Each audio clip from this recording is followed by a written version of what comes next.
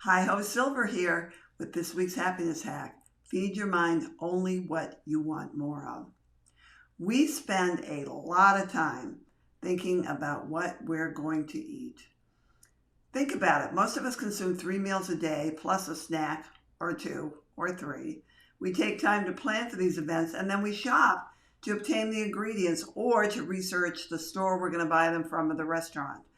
And I would guess, and I think this is very conservative, that we spend at least 4 hours a day focused on what we're going to eat and then eating it.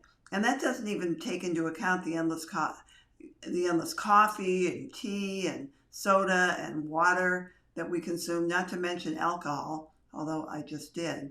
So you very well may ask, what's wrong with that?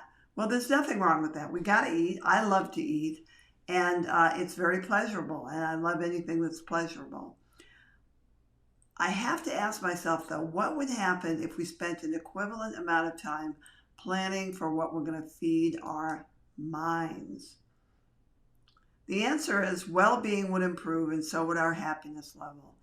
In her article, Prolonged Focus on Negative Moments May Impact Mental Health, Elizabeth Millard points to a University of Miami study that found that holding on to negative feelings about minor annoyances could have long-term effects on your psychological well-being.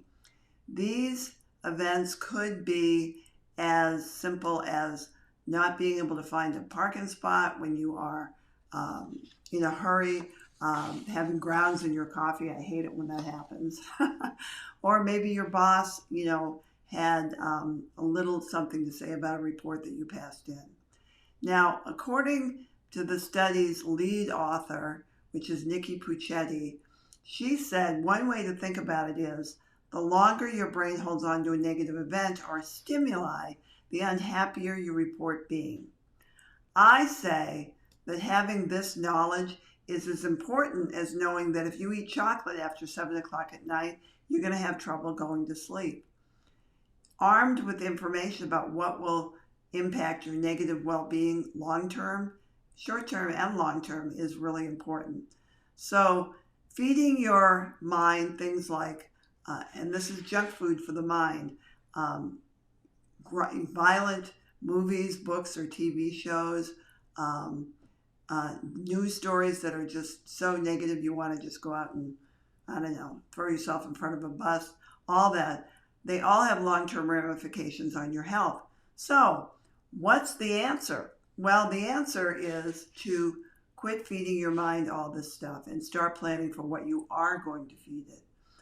I love the story because it's so telling about things that we all do. When I was recovering from my 30 years of clinical depression, I remember an episode where it drove home to me just how deeply depressed I had been, and I was still recovering from.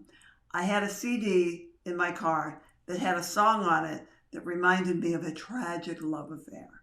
And I realized one day that I had the CD and I had heard the song, but I hadn't associated it with the tragic event.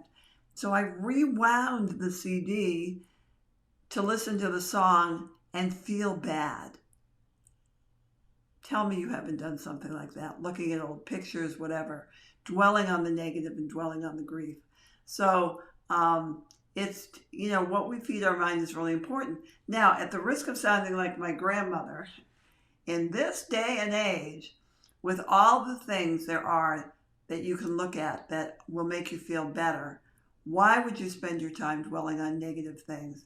It's not good for you, and it's not good for your long-term mental health. So feed your mind only what you want more of. That's this week's hack. I'm Silver Rose saying you deserve to be happy, and it is possible. Bye for now.